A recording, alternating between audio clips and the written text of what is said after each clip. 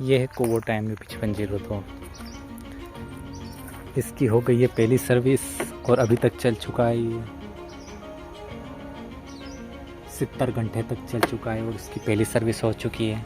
बात करूँगा इसकी कमियों की और कुछ अच्छी चीज़ें जो इसमें दी गई हैं। इसमें है इंडिया का इकलौता ट्रैक्टर जो 9/5 के टायर के साथ बेवेल एक्सल में आता है और कोई भी कंपनी इंडिया की 9/5 के टायर के साथ बेवेल एक्सल नहीं देती।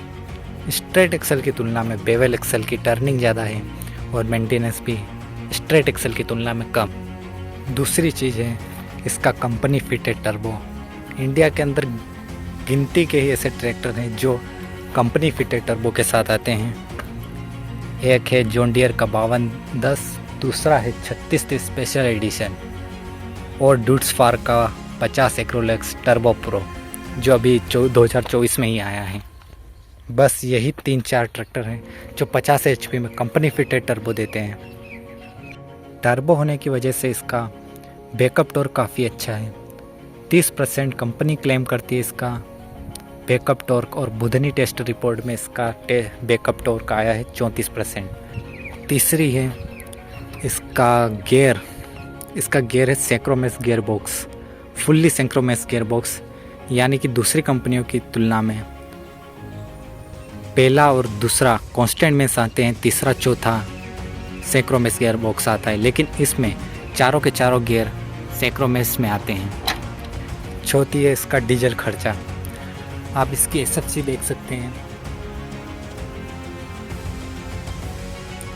सस्पेंडल पेडल नीचे से आने वाले पेडल की तुलना में दबाने में आसान रहते हैं। साथ ही साथ इसके सस्पेंडल पेडल के साथ फ्लैट प्लेटफॉर्म भी दिया गया है। अब मैं अगर बात करूं इसके डुअल PTO की तो 540 और 750 दोनों PTO आती हैं। 540 आपका गीले खेत में के लिए बेस्ट है। 750 अगर आप गीले खेत में चलाएंगे 750 में तो ट्रैक्टर RPM ड्रॉप करेगा और डीजल एवरेज भी ठीक नहीं रहेगा। तो 750 का उपयोग आप सूखे खेत में कर सकते हैं या फिर जनरेटर जैसे उपकरणों पे आप 750 PTO का उपयोग कर सकते हैं। अभी ये चल चुका है लगभग 69 घंटे और इसकी पहली सर्विस अभी ही हुई है। आपको बताता हूँ मैं पहली सर्विस में इसमें क्या क्या चेंज हुआ है। पहली चीज़ है इसका इंजन ऑयल, दूसरा है ऑयल फिल्टर। साथ ही पहली सर्विस में इसके डीजल फिल्टर, दोनों डीजल फिल्टर भी चेंज हुए हैं। आप सर्विस चार्ट में भी देख सकते हैं इसमें 50 घंटे में कौन सी चीज़ें बदलती हैं। अगर बात करूँ मैं पहली सर्विस की कॉस्ट की तो इसका इंजन ऑयल आया है 2350 का, ऑयल फ़िल्टर है 310 रुपये का और डीजल फ़िल्टर है 175 का एक, यानी कि 350 रुपये के दोनों डीजल फ़िल्टर। और साथ में मिलाया है कुबोटा का ग्रीस जो पड़ा है 400 रुपये का। अब बात करते हैं ट्रैक्टर में ऐसी कौन सी कमियां हैं जिनमें ट्रैक्टर को सुधार की ज़रूरत है। इसमें पहली कमी है इसमें डुअल PTO भी तो आता है, लेकिन डुअल PTO के साथ रिवर्स PTO नहीं मिलता। आप रिवर्स PTO वाला ट्रैक्टर ले सकते हैं, लेकिन फिर 540 के साथ रिवर्स PTO मिल जाएगा, लेकिन 750 नहीं मिलेगा। और अगर 750 लेना चाहते हैं तो रिवर्स PTO नहीं मिलेगा। हालांकि इसमें गियर चेंज करने के लिए आपको अलग से बीच में से ट्रैक्टर खोलने की ज़रूरत नहीं पड़ती। इसमें पीछे से ही बस इतना हाउसिंग खुलता है और 540 की जगह रिवर्स PTO का गियर डल जाता है।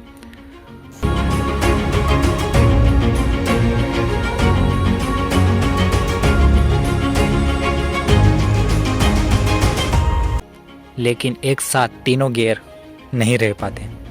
और अगली कमी है इसमें हाइड्रोलिक ऑयल के लिए अलग से चेंबर देखने को नहीं मिलता। इसमें हाइड्रोलिक ऑयल ट्रांसमिशन ऑयल वाले चेंबर से ही लेता है, जो इसका बहुत बड़ी कमी है। अगर आप MU5502 या कुबोटा ट्रैक्टर लेने की सोच रहे हैं तो एक जानकारी मैं आपको और बता देता हूं। अगर आप कुबोटा ट्रैक्टर लेने की सोच रहे हैं और आपके पास पहले से एक और ट्रैक्टर है जो ट्रॉली पे चलता है, तो आप इसमें डबल डिस्ट्रीब्यूटर के साथ एक वॉल्व और डलवा लें जो यहाँ पर डलेगा। यहाँ पर नट आती है, उस नट की जगह यहाँ पर तीसरा वॉल्व लग जाएगा। आप उस वॉल्व का उपयोग ट्राली उठाने और गिराने के लिए यूज़ करें। डबल डिस्ट्रीब्यूटर वॉल्व का उपयोग ट्राली उठाने और गिराने के लिए न करें।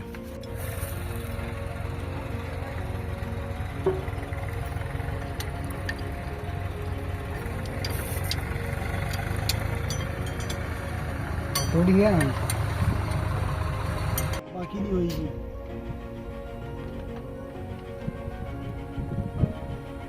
डबल डिस्ट्रीब्यूटर का वॉल्व जब आप ट्रॉली के साथ यूज़ करते हैं और आपके पास पहले से कोई ट्रैक्टर है जो ट्रॉली पे चलता है, तो उसका ऑयल शायद अगर ख़राब है तो वो ऑयल डबल डिस्ट्रीब्यूटर से होकर 3 पॉइंट सेंसिंग में से सीधा चेम्बर के अंदर गिरता है।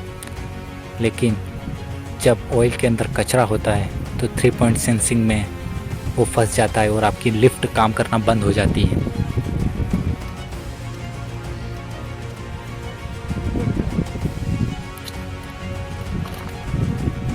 ज़्यादातर कुबोटा ट्रैक्टर में लिफ्ट की प्रॉब्लम इसीलिए आ रही है क्योंकि इसमें ऑयल जो है वो 3 पॉइंट सेंसिंग में होकर सीधा चेम्बर के अंदर गिर रहा है। इसीलिए आप इसमें तीसरा वॉल्व ज़रूर डलवा लें अगर आपके पास पहले से एक और ट्रैक्टर है जो ट्रॉली पे चलता है। तो इसमें इस तरह 2 कमियां हैं। पहली है 750 आरपीएम के साथ रिवर्स पीटीओ का ना होना, और दूसरी है हाइड्रोलिक ऑयल के लिए अलग से चेम्बर का ना होना। बाकी और कोई कमी मुझे इस ट्रैक्टर में नहीं लगती। पहली सर्विस के बाद अभी इसका डीजल एवरेज चेक करना भी बाकी है, तो पहली सर्विस के बाद इसका डीजल एवरेज एक बार और चेक करेंगे।